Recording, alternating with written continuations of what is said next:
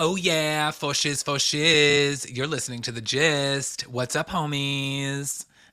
All right. Hey guys, it's Chris Vetrano. You're listening to The Gist, where we break down all the things that are happening in pop culture every week. And of course, today show, it's just you and me. We are going to have a little book club because Britney Spears released her memoir, The Woman in Me, and I have thoughts. I have a lot of thoughts. And if you've read it or listened to the audiobook, you know why we got a little different intro. And we're going to get into the Justin Timberlake of it all in a bit. But we're just going to dive right in because I have been waiting for this book for so long. I mean, I feel like I've been waiting for Britney to write her sort of memoir and tell us the behind the scenes of her life since I became a fan, right? Back in 1999, when Baby One More Time first came out, I was an instant fan. If you have followed the podcast, you know that a few weeks ago we had Jordan Miller, the founder of Breathe Heavy, on. We did a full kind of Britney Spears deep dive, diving into all of the different eras of her sort of career and life. But we really didn't cover a lot of the like personal elements because we knew that the book was coming. And now we have it. I've read it cover to cover. I have listened to the audio. I have fully absorbed this book in a way that has just brought me so much joy. And so I wanted to share some of my thoughts with all of you today. But make sure that you're following me on Instagram and Twitter at CM Vetrano. I want to hear from you too, your thoughts on the book, because I truly want this to be like a book club, right? Like I want us to dive in and hash out the things that Brittany tells us and reveals in this very, very interesting story. But straight away, so again, read it or listen to it because the audiobook, Brittany does the introduction and then she introduces that the rest of the book will be narrated by Michelle Williams. And because it's a very painful story, there's a lot of pain that Brittany she goes through. There's a lot of painful memories that she reveals. Obviously, the times in the conservatorship are really hard to sort of go back to as she's trying to kind of recover and just get herself into a better place. And so she didn't feel like she could deliver the audio version of the book. And so she brought in Michelle Williams, who, can I just say, does a phenomenal job. And she does not try to impersonate Britney. It's not like she's coming in and she's trying to, do some version. But what I love is that she clearly, as an actress, did her homework. She watched Britney. She listened to Britney. Because there's like, again, it's not an impersonation, but there's an essence. It's like, it's Michelle Williams, but the way that she says words and the dialect and like all of the things that she's saying, it's very Britney, and it's in its essence. And so, yeah, I absolutely love it. Recommend it, because you won't be, losing anything from hearing it from Michelle, who I think will probably get the Grammy. Let's be honest. But yeah, so The Woman in Me. It starts out, we're just going to dive in. It starts out, and we immediately are getting this rich history of Britney's family and some of the backstory. And I was so entertained. I was like, when I was listening to it and reading it, it was like playing out as a movie because you really got to learn, about her great grandfather and how her father was raised and how her mother and father met. But what was so interesting is right away you learn that her great grandmother was institutionalized by her great grandfather and put on lithium, and then later, unfortunately, tragically died. But it's like we start there, and instantly you're like, oh, it just hits you heavy because you realize the parallel that, however many years later, her father did the same thing to her. He put her in an institution against her will and put her on lithium. And it's chilling to hear that this like sort of parallel that this really dark story has taken. And then you learn a lot about, her father's alcoholism and fights that, she would hear of her parents. And, she was always kind of searching for her sort of safe place, it felt like, as a little girl, and ultimately learned that music and dancing and sort of doing all of the things that she came to become was really part of that safe place that she found. And it was just so interesting to hear a lot of that backstory because I think the things that as a Britney fan for many, many years, I, know a good chunk of the story, right? Like, but it's her sort of her story really starts with like Star Search and then going on an off Broadway play and being the understudy and, having that sort of rush and then the Mickey Mouse Club and not getting cast in the first time because she was too young, but the producers told her to come back and then she did. And obviously Mickey Mouse Club, which led to, the record deals and then she became Britney Spears. And so, you know that story, or if you're a fan like I am, like I know that story really well, but there's a lot of stuff that she covers in this book that you just really didn't know. And you didn't realize how dark things really were back in Kentwood, Louisiana, when, she was living, her parents didn't have a lot. And, and really also some of the things that her father faced as he was a child and growing up, and some of the things that, the times that his mother or her mother tried to leave her father when they were young, and it sounded like they kept having kind of like children to sort of save the marriage. And so you're learning a lot of this stuff that really gives you a bit of a perspective of like a pretty broken home, and a lot of darkness that transpired when she was a very little girl. And, one of the other things that I found really interesting is, Britney often gets criticized online because people say that she seems to sometimes revert to like a accent, like a British accent when she's speaking. And we've seen, paparazzi videos, we've seen things on Instagram, we've seen this before where she has, even in some interviews, sometimes she kind of has a bit of a British accent.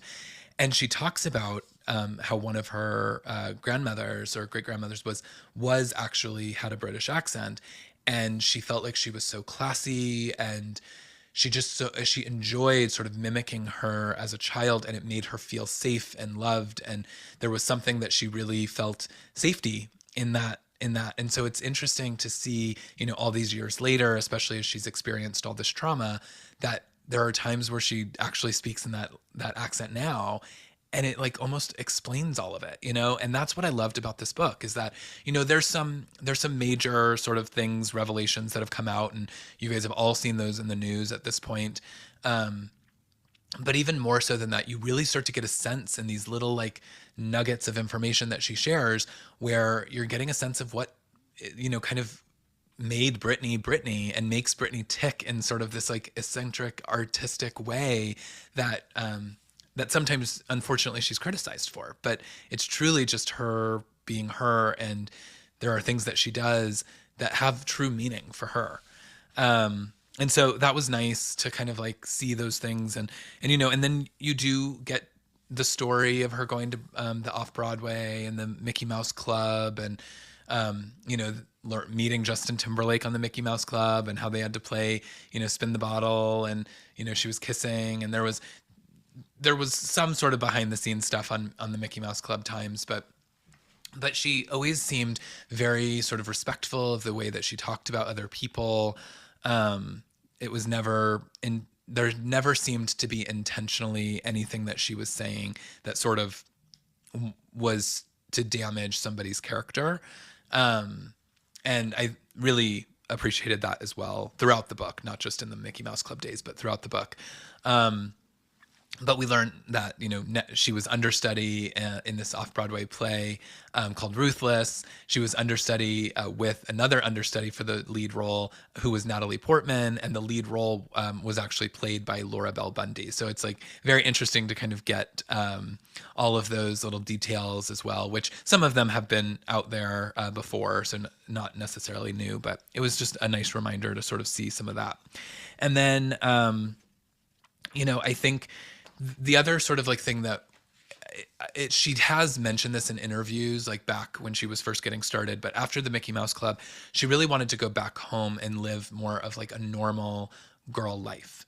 And, the way that she has told that story in the past is that she kind of got the bug to go and like start singing and dancing and performing again, which led them to New York, and where they, met Larry Rudolph, and they got connected with record labels and things. But, I will say though, guys, Larry Rudolph, I don't think his name, I'm pausing because I might be wrong. I feel like his name doesn't come up a lot in the book. And because there was something, there was a couple of stories specifically that she said that she was telling that I know that she was talking about Larry Rudolph, but she never referred to him as Larry or, Mr. Rudolph, which, sometimes she does refer to people that way. Um, and I thought that was interesting because, as we know, or at least what tabloids have told us, is that there was like 100 and something pages that were removed from the book.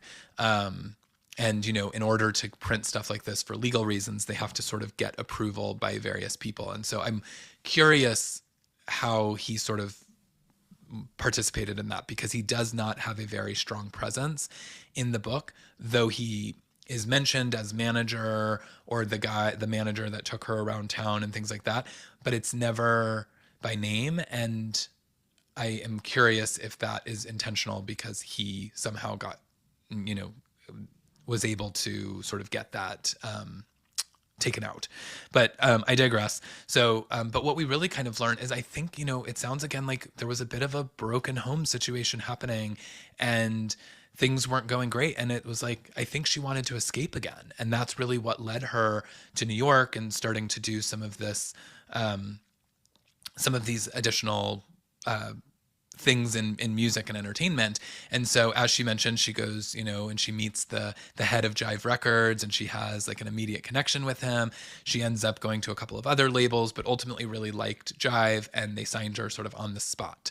And then, from there, it's like, you could almost say the story is history, right? Like, because then it's like she gets introduced to Max Martin, and she has, a lot of conversation, or a lot of the areas of the book where she talks about the just sort of being in the studio with Max, and kind of what that process was, and how she became this like real like studio workhorse. Like, she was so invested in what was happening in the studios, and like she just wanted to work. She never wanted to stop working, and she just loved being in there creating music and creating the songs. And so and then, of course, Baby One More Time is born.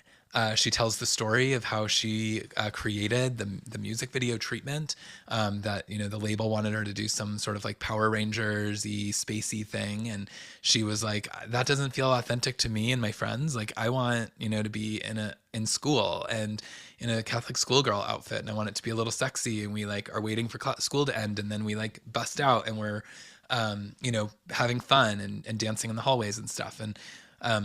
And that was born. And this iconic thing was born from her vision at, 15, 16 years old.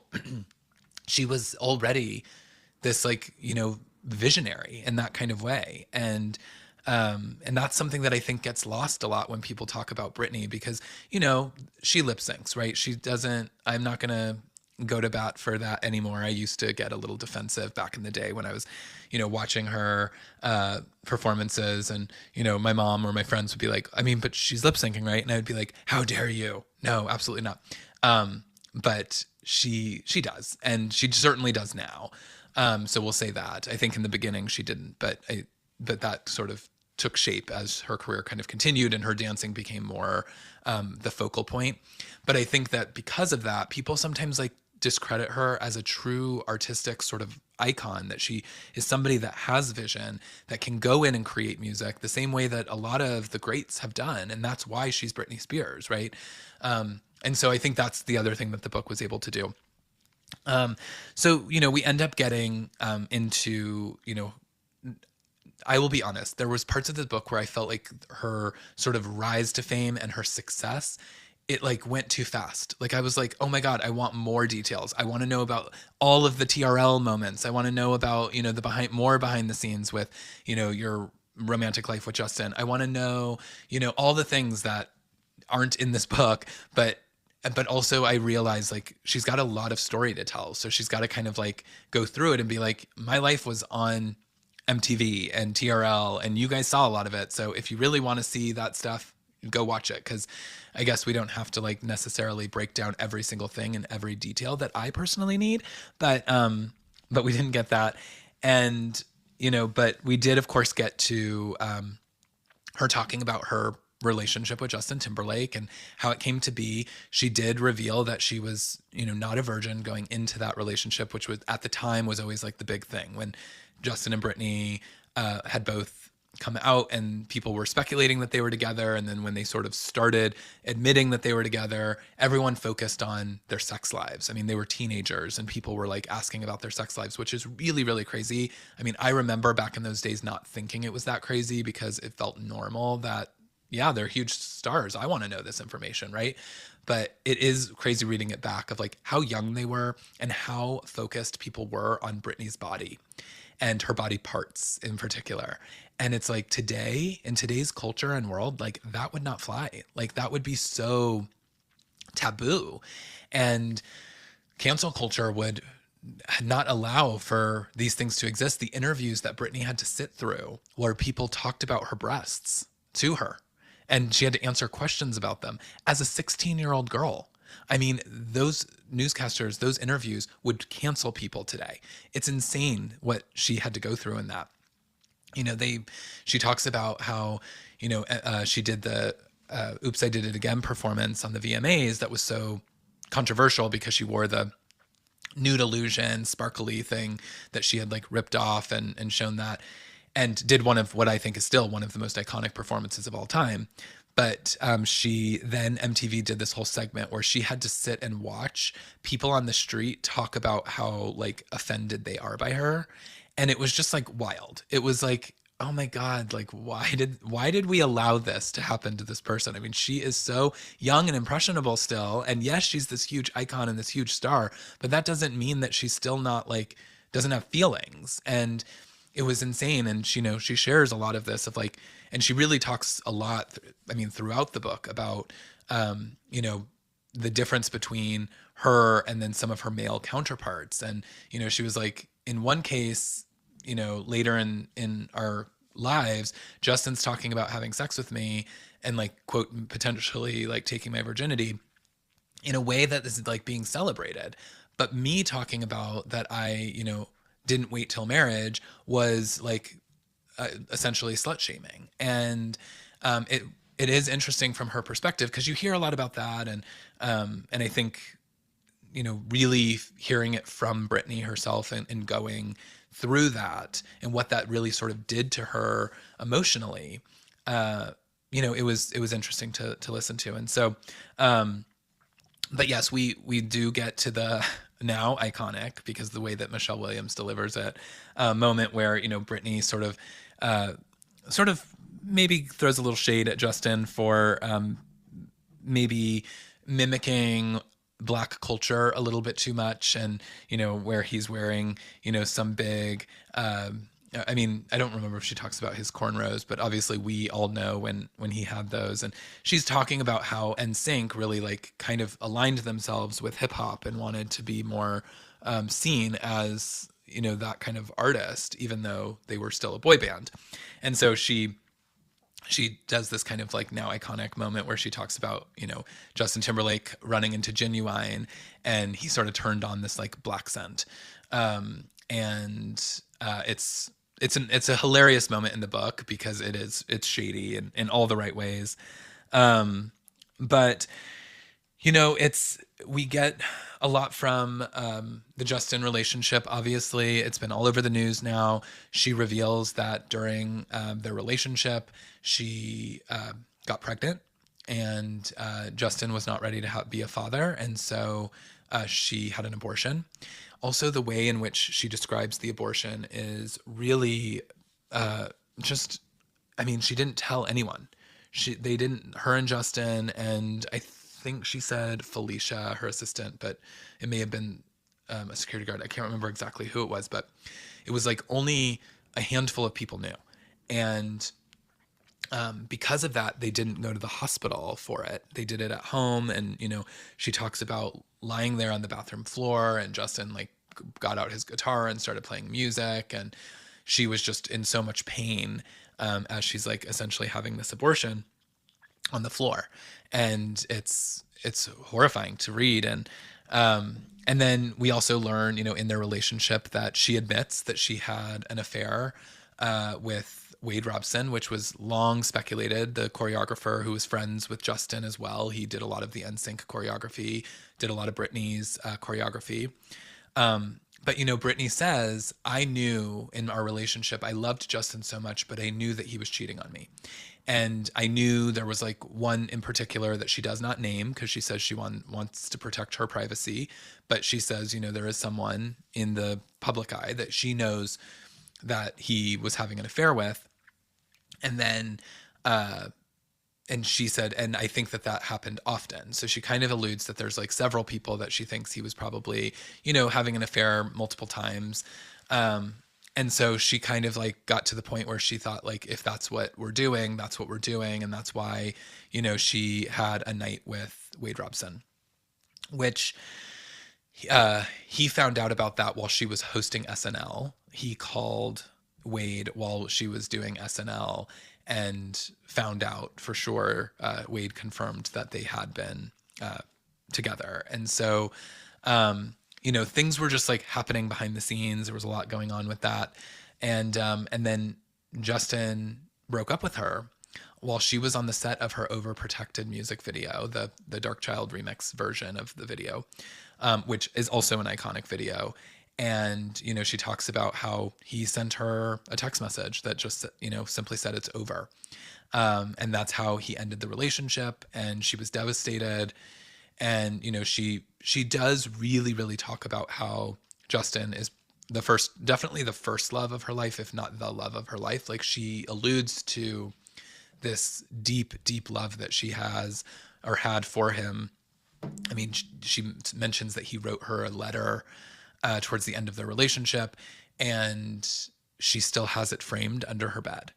And, that I think speaks volumes. I think that the fact that she has this memento from a relationship that actually caused her a lot of pain. He cheated on her. She would have kept the baby in that time, but realized he didn't want to have a child. And so, she went along with the abortion. The abortion really did some like negative things to her mental capacity at that time. She was very distraught. And then he essentially broke up with her. And then from there went on, and she talks about, he really used the breakup and, their sexual life and her indiscretion with Wade as a way to really catapult his solo career. And she calls that out. She's like, in all of these interviews, he's talking about how he's having sex with me and alluding to it. And, we've never even put that out in the world. Meanwhile, I know that the result of that, love making was a child that we didn't keep.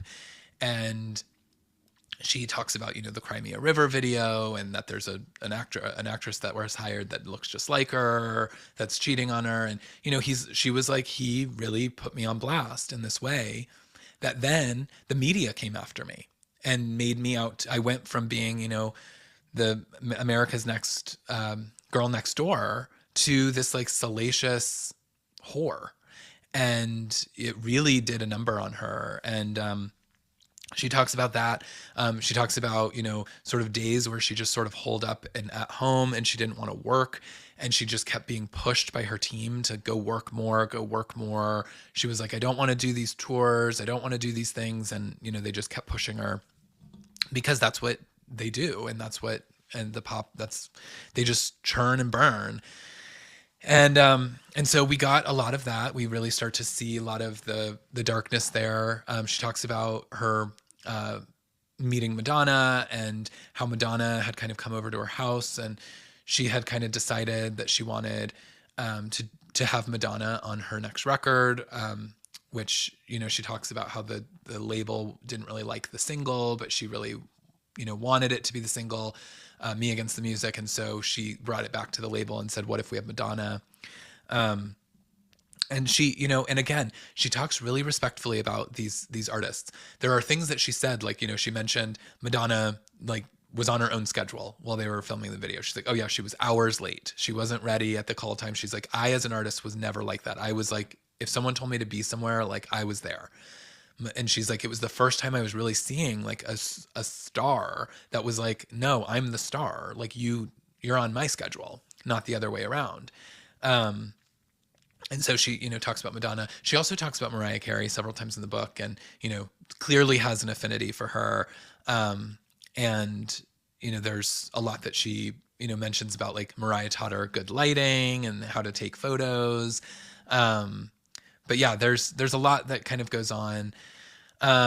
What else? I mean, it's all of this stuff. Like I said, it's like it's so interesting, but it goes by so fast. It's like, wow, she really did have these like whirlwind, what, like 5, 6 years of just like nonstop working. And then as you're also kind of learning, she's going through a lot of heartache and a lot of heartbreak behind the scenes. She really didn't want to be, um, you know, working as hard as she was, as the breakup was happening. And, she mentions, Diane Sawyer interview, and she mentions these interviews where like people were really hard on her. And, she calls out the Justin and Christina Aguilera Rolling Stone cover that they did together, which she felt like they did it, to sort of get back at her. And she had a very, strong reaction to seeing that. And it it's just, you can hear and understand a lot of really what was kind of going on behind the scenes. And then she obviously talks about her time with Kevin Federline. She talks about meeting Kevin, and really she did not want to be on that In the Zone tour. She was like, it was a horrible time for me. I felt like I could not like get my life together. And actually, before the Kevin Federline, she does also talk about her tryst, as she calls it, a brawl with Colin Farrell, which was sexy and sounds exactly like she describes it. As like, it was just like she knew that this was kind of a bad guy, but she needed it. She needed to get out and just sort of have some, sexy fun, and she did with him. And we all know the photos and remember it well. But the one thing in the book too that she talks about is her drug of choice, and she mentions it several times in the book, that the only drug of choice was Adderall. So there has been a lot of stories over the last many years of Britney's drug use, and people definitely said that she was like drinking too much and doing all kinds of drugs. She claims in this book that it's only Adderall. So that is the one thing that, like, and I don't know, here's my opinion on it, is like, not everybody has to share every single thing that they've done in their lives with the public.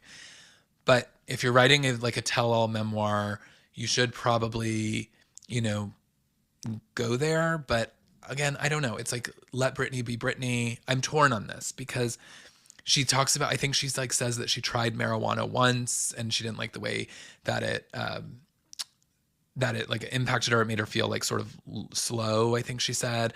And then she talks about, drinking. She started drinking when she was like 14 with her mother. They would drive and get daiquiris. And, but she also talks about like how she, doesn't really like to drink a lot now. She doesn't like the way it makes her feel, and she doesn't like the taste of it. She talks about watching other people in the industry like do a lot of really hard drugs, but she does sort of maintain that like if she was doing anything, it was Adderall. And obviously she talks about like some painkillers and things that she was on when she was injured for her knee. She's had several knee injuries that she talks about within the book, that, she was put on stuff for it. And I don't know, that was the only thing in the book that I just like, I was like, was it really only Adderall? Because there was so much going on, and I don't know, but she does, I mean, and she's not just saying like she used Adderall to like help her feel, treat her symptoms of ADHD or whatever. Like she did it to get high. Like she, admits that like she was overusing Adderall, using it for the wrong reasons, but that's what she used. And so she mentions that. And I bring that up now because obviously, the Colin Farrell days, that is when a lot of those drug rumors started. and then her partying with like Paris Hilton and going out a lot, and then obviously in the Kevin Federline times. And so she talks about Kevin. Obviously, like there's really nothing new in the Kevin stuff because I feel like we know so much through that sort of divorce and how messy it got. But, she talks about how he was just constantly, doing marijuana. She talks about how she just like really needed to feel loved. And she didn't want to be on this In the Zone tour. And she met Kevin and he just sort of would wanted to hold her in the pool all night long. And just hold her. And that's what she needed so much because she really hadn't like recovered from the Justin breakup and the abortion and all of the things that were sort of just still causing her a lot of mental anguish. And she really needed to feel that love. And so she talks about that with Kevin. And that's kind of what he brought to her. And then obviously they ended up having children and getting married. And then she talks a lot about how she went into a lot of postpartum depressions. She was really scared at times of the way in which that sort of manifested itself. But then we also start to learn that during that same time, that's really when the media was going way too hard on her. And everything she clearly has issues with her weight. She talks about it not only in the conservator timeframes, but even like early in her life, her father telling her that she needs to lose weight and that she's fat. So pregnancy really did a number on her with that. And so she talks about like photographers who get photos of her that look where she looks fat. And that was really damaging. She just details the like other side of the paparazzi sort of chase, right? And she talks about how scary it is and that she can't see and she's holding a baby and she's as a mother she's like, I feel unsafe. I feel like these paparazzis are like chasing me down the road and something really bad is going to happen. And so she talks about the time that she put her son on her lap while she was driving and everyone snapped a million photos. And she says it's like the paparazzi drive you to kind of do something crazy because they just want that one shot because they know they're going to go make thousands and thousands of dollars on that one money shot. And so they're looking for you to do something crazy. And Britney knew that. And so she tried not to do those things, but also was always put in a situation where she felt unsafe and ended up sort of like, running into a restaurant barefoot or, having to put the baby on the lap or all of these different things that became these moments where the headlines were reading like Britney out of control and, unfit and all of that stuff. And so she really talks about all of that. And then just sort of how I think that probably the new thing in the Kevin story is really how he iced her out at the end. She would talk about how he would just like never be home. And then she would like show up at the studio or show up wherever he was. Because she does say, he tried to have a rap career. And I think she, says something like, oh, bless his heart. Little shady moments here and there. Love it. But she talks about like showing up and like the guy that used to be her security guard that now was like working for Kevin wouldn't let her see her own husband. And like he didn't want to see Britney. And he really kind of like was manipulating her at the end. And it just sounds really bad. It like things got really, really sad for her. And so she talks about that. I'm trying to think what else. I probably missed some things. Oh, she did talk about almost getting cast in The Notebook, and also later talked about that she was up for a darker role, which we learned was Chicago. And she just felt like, if she hadn't done those things, she would have, not been able to release like In the Zone, and she would have ended up like she said when she was doing acting. In her film Crossroads, she said like she really takes on the character in a really method way and had a hard time breaking out of it at the end of filming. And so she felt like, especially with Chicago, like it was a little too dark for her to take on. There was a lot of darkness going on in her life and she just didn't think it was like the right thing for her. But, it would have been interesting for sure to see Britney in Chicago, right? I mean, wow, that would have been a very different movie and could have changed the course of her career in a lot of ways. But yeah, so she talks about the breakup with Kevin, and then she kind of goes into, again, I feel like what we learn is like she never really recovered from that abortion. She was kind of like in a constant state of depression, and these things just kind of kept happening, where she was doing things that would give her sort of this high, like going out, or which, as I mentioned, we saw, going and having her brawl, meeting Kevin and finding love, having the children. Like she would do these things that were like, to make herself better. But she was really, really still dealing with a lot of the stuff that was undealt with. And so, we kind of learn all of that. And then as she's ending her relationship with Kevin, we get into the blackout era.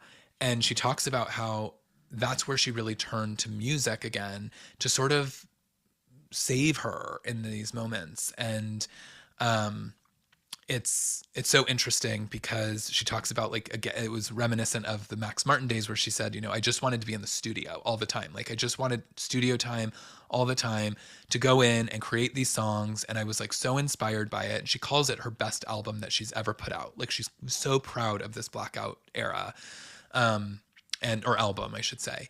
And meanwhile, still her life is falling apart around her, right? And she gets forced to do the VMA performance, which, people immediately were criticizing.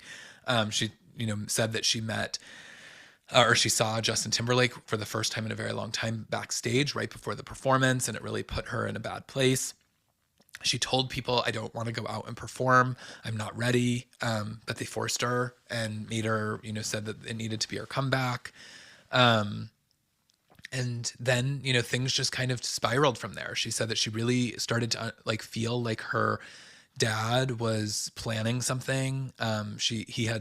He seemed to be kind of doing some shady things. He was bringing in business managers, Lou Taylor, who he had like owed money to. And, she just started to feel like her parents and the people around her were using her, but also setting her up for failure. So when she was in really dark places, like nobody was there to comfort her. She just said that she had a sense that, and she refers to this many times as from the book, from this moment to the end of the book, that she feels like her family was really trying to kill her, in a lot of ways. And she just felt like something was coming. And then she recounts the moments where, her mother called her over to the house, and suddenly there were helicopters, and there was, was it FBI? I don't know if it was FBI. There was, police essentially at the door, trying to break down the door to, like, bring Britney in. And they, strapped her to a gurney against her will. She didn't understand what was happening. And, they put her on this, they put her on the psychiatric hold, which then led to the conservatorship.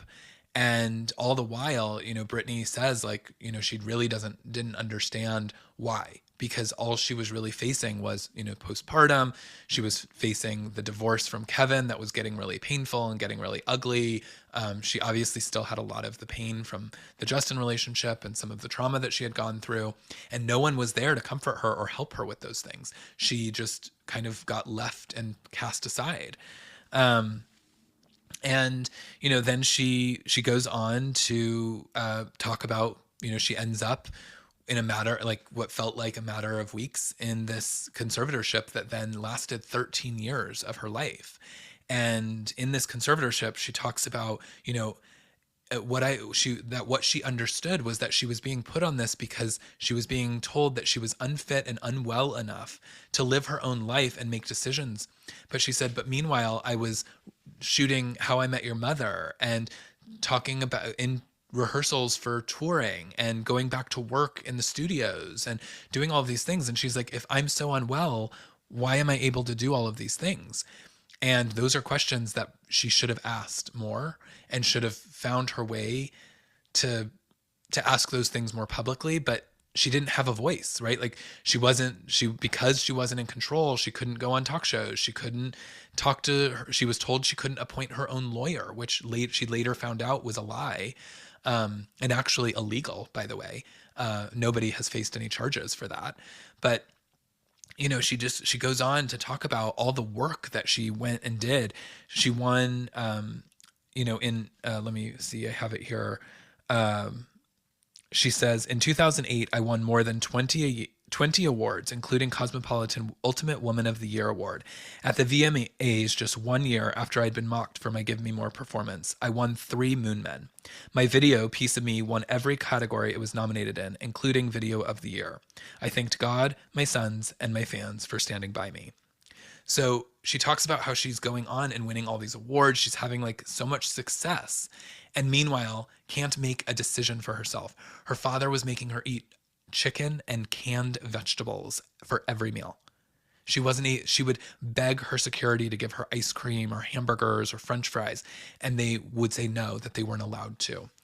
Um, all of this like these horrible conditions. I mean, she was truly abused for 13 years. And then she talks about it, that at some points throughout the 13 years, she realized, okay, if I just go through with this and if I just start acting and playing the game, they'll let me out of it. Surely if I like keep doing what they ask of me and I'm doing a good job of it, they'll let me out. And as we know, those days never came. And it wasn't until, and this is crazy because again, it had been going on for so long, but it wasn't until after her Vegas residency ended and she was like, I need a break. I need to like be with my children. I want to take my vacation with them. They were like, no, we're putting you on the road to do a tour. Because all she was for these people involved was a moneymaker, and they were taking all the money.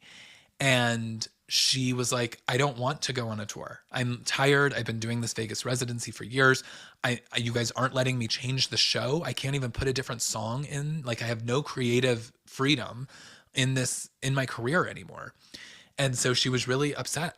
And again, she sort of said, okay, fine, I'll do the tour and then I'll come back and then I need my time off so I can take the boys on our vacation. And, she's being told that that's what she's going to do. And she comes home and they tell her like, oh, you only have, X amount of time off. And she's like, no, you told me I would get the summer off. And they were like, no, you're going to start rehearsals for your next Vegas residency at this new thing that we just signed. And so if you remember, there was this big hype and like the internet kept breaking because everyone was tuning in to see Britney and she was going to come and announce her new Vegas residency and perform. And there was going to be a lot of fanfare. Mario Lopez was hosting it, and it was like hours and hours I felt like were going by. I remember watching it as a fan. I had it on, and who knows what I was doing. Probably, I don't know if I was in school or working or whatever, but probably called in sick so that I could watch the live cast. And she just it kept getting delayed. It was like, it was literally just hours of watching fans screaming. And you were like, what is happening? When are we going to get this thing? And then finally she explains it. She says, I came out and did what I was supposed to do. I stood there, I walked down the stairs, and then I was supposed to walk over to Mario Lopez for the interview. And what she did is she just kept walking, and then she got in a car and the car drove away. And we all remember it because we were all like, wait, was that just like people were waiting hours and hours just to see a glimpse of her? But it was the first time she really, really rebelled against what she was being told to do. And that kickstarted a lot of things, right? Like she did have to go into the rehearsals. She was realizing that like, again, I've got to play the game because, they would take her children away. They would say, you're not going to get to see your children at all if you don't do these things. So she would have to do these things in order to actually like see her children, which was really all she wanted to do. And she describes, in one of the rehearsals, the choreographer wanted to do her a move, and she said, I don't think I can do that move. It's too hard. I'm older, and I think that will hurt me. I don't want to do that move. Can we do something different? And she said immediately she felt that something had gone wrong because all of these people went in another room and they started talking. And then the next thing she knew, she was being put into an institution against her will and put on lithium. And she talks about being in this hospital and not being able to get out and not understanding why she was there. And, she was essentially so confused because she oftentimes lost herself on the medication. And it was actually a nurse that showed her some free Britney stuff on TV. And it was the first time that she said that she realized that people people now are starting to see that something's not right, and it gave her hope again. And so she got out of the hospital, and she was like, I'm going to play this game. But it was the first time that she, played the game more calculated. She was looking for her opportunity to get out. And then, of course, I'm skipping a lot because I've already been talking for 50 minutes. And if you're still with me, God bless you, because I could talk about Britney all day. But guys, she talks about, she talks about getting out of the hospital. And then, we know Jamie, broke down one of the kids' doors when they were getting in a fight. Kevin Federline filed a restraining order against her dad, which meant that she wasn't going to get to see her children anymore. And so there was a lot of things that she just said, enough is enough, and I've got to figure out my way. And she ultimately was able to get a lawyer or get a judge to hear her personally in court. And she said that she wanted it to be an open court to the public so that we could all listen. And boy, did we ever. And that was the first time in 13 years that we heard Britney Spears say, I'm not okay. And what has been happening to me is not okay. And I've been put on this. And she described the abuse and all of the things that she had been going through for the first time. And I remember it was so painful to listen to her voice saying these things. And again, reading them in this book as well. And really seeing even more of it. And that was the first time that we heard what was transpiring from her. Even though there was a lot of speculation at that point, we now had confirmation that Britney, in fact, was not free.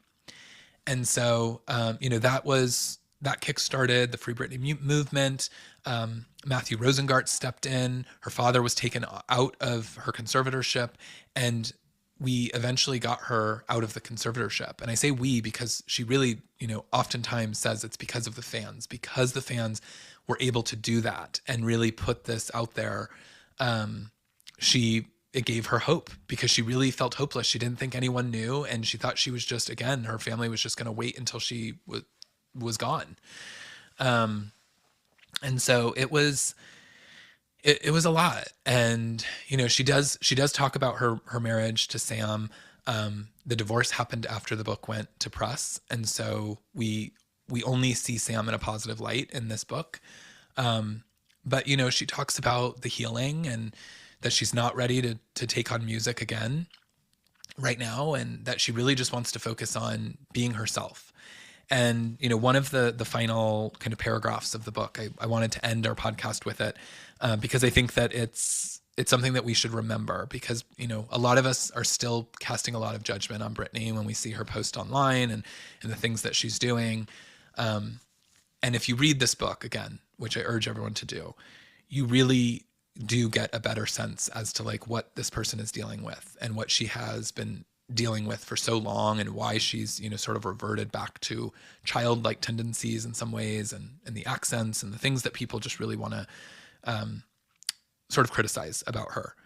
But one of the things that she says here is, freedom means being goofy, silly, and having fun on social media.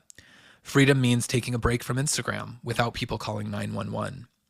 Freedom means being able to make mistakes and learning from them. Freedom means I don't have to perform for anyone, on stage or off stage. Freedom means that I get to be as beautifully imperfect as everyone else. And freedom means the ability and the right to search for joy in my own way, on my own terms. And that's how I want to leave it, guys, because Britney has told her story. And though there might be elements missing, there might be things that she's not ready to share, she goes there in a lot of ways, and she shares as much of her heart with us as she can in this book. And all we wanted was to hashtag free Britney, and we have. And now we've got to let her be free. So I hope that you guys have all read it or listened to it. It's certainly something that I think is going to be talked about for many more years to come. There's already people in talks that are trying to get rights to make it a film or a TV show because it's a dynamic story. And it's not just because it's Britney Spears and people want to capitalize off of her. It's because what she tells in this book is a dynamic story. And I hope that we all feel a little bit more empathy when we read it. And so thanks for listening. Guys, it's 55 minutes of Britney Spears back to back. I know I just did a Britney episode, deep dive episode. She's my queen. I love her so much. And I thank you for reliving this book with me today. And I hope that you will follow me on the socials so that we can talk about it. I'd love to hear your thoughts. What were the moments that stood out to you? And what are you taking from the book? Let me know. I'm at CM Vetrano on all the socials, Instagram, Twitter, etc. And until next time, it's been Chris Vetrano. Thanks for listening, and talk to you soon. Bye.